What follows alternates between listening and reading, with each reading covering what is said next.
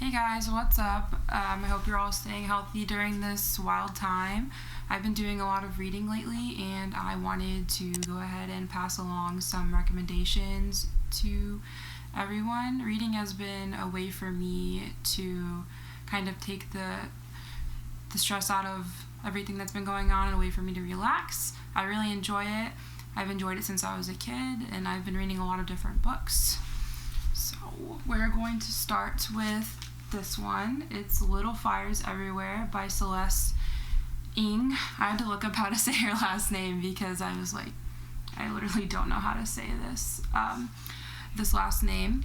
But the reason that I started reading this book was because my mom told me about this TV show on Hulu that premiered the beginning of March, I believe, and I'd never heard of it. I was like, Little Fires Everywhere. I have absolutely no idea what that book is. It's a really great show, but that is what inspired me to read the book before I watched the show, and it has Reese Witherspoon and Kerry Washington in it. It's a great book, and it takes place in Shaker Heights, Ohio, and it's about the Richardsons and Mia Warren. Mia Warren is an artist, and it tells the story of Mia and her daughter Pearl when they move into a rich suburban neighborhood.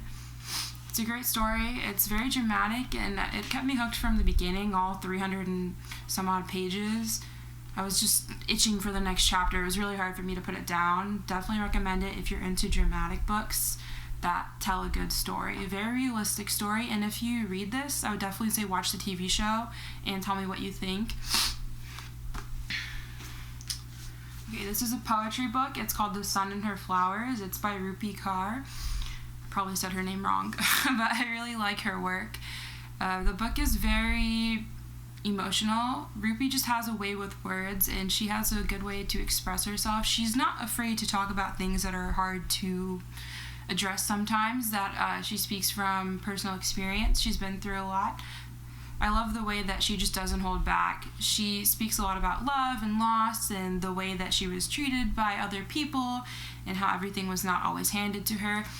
And it has a lot of really cute little drawings in it, which I also really love. And she drew them herself, which is really awesome as well. I love that she throws herself into every page of this book. It's a really great book, and it's also divided into 4 sections. It's a great read. Lots of really cool metaphors in it. She has a good way with style, and she also has a way to take up the whole page. She just goes into depths, like different depths when she's speaking, and I just really appreciate her tone. Definitely read that if you like poetry, like emotional books. Okay, this one I literally finished 2 days ago. Yeah, this is Dance, Dance, Dance by Haruki Murakami. I probably said that wrong too. I've never read any of his books before, but this was a really great book with it. This was actually the first book I read by him, and I know he has so many more.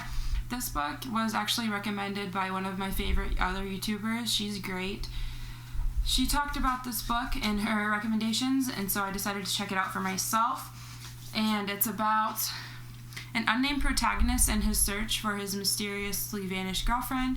He's plunged into a wind tunnel of sexual violence and metaphysical dread.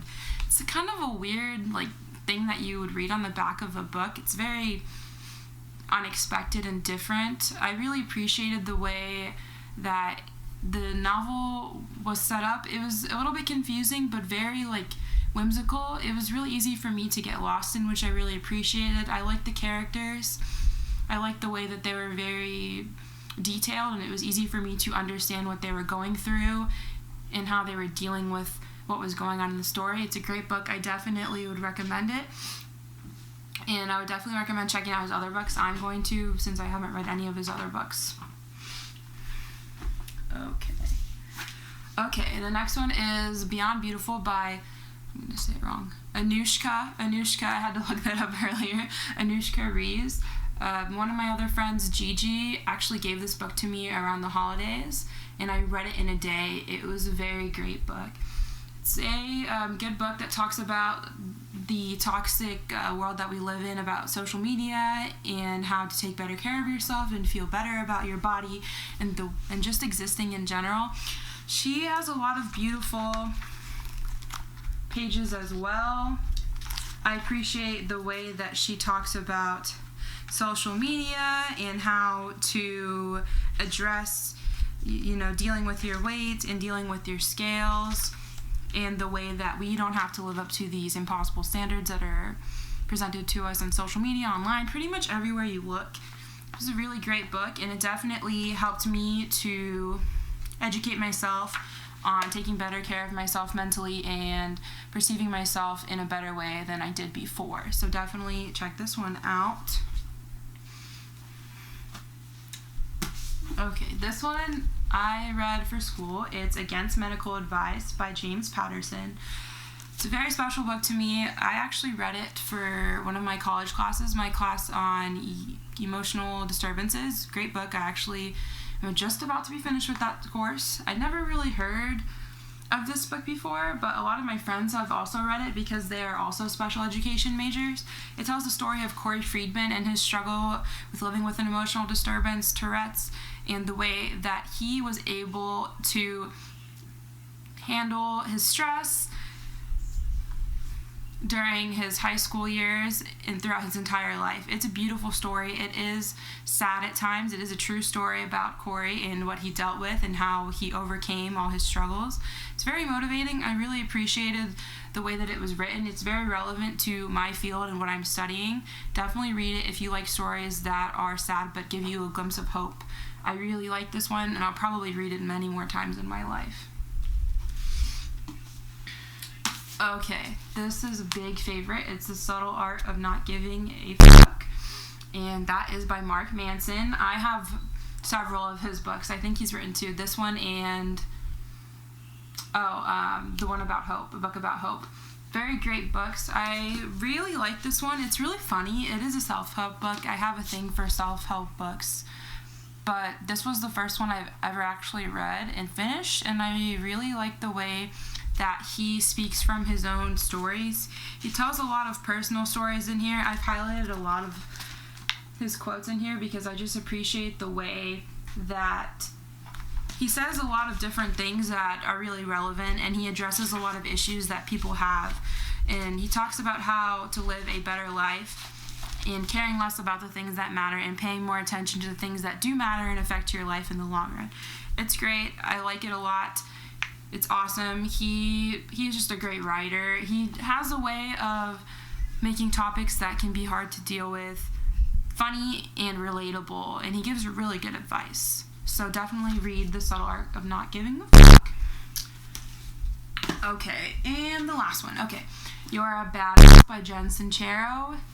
This book is a self-help book for people who want to improve their lives but don't want to get busted doing it. This is the second self-help book I read.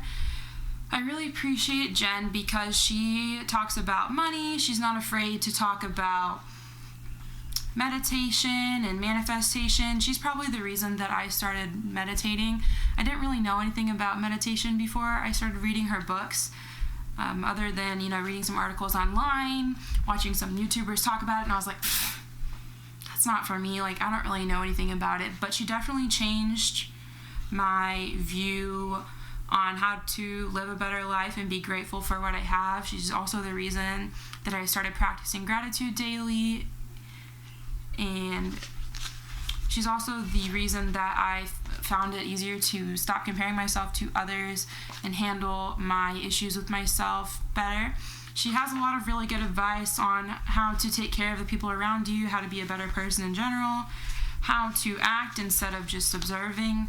She has a lot of really good, she has 26 chapters, and she's written 3 books. She has one on how to make money and how to live a better life every day. They're all great books. I definitely recommend them. I can't get enough of her writing. She just has a way of laying out a map of how to get the things that you want and take care of yourself better in a way that's not overcomplicated. So that's why I appreciate her and her books. So yeah, those were my recommendations. Like I said, I would definitely check them out. I'm really into self-help books, mystery books, biographies, all of that. I appreciate books that help me to gain something from it, that are not only fictional but also relevant to my daily life. If you have a favorite book, you should definitely leave it in the comments or tell me what your favorite book is. Thanks for watching, and I will see you in the next video.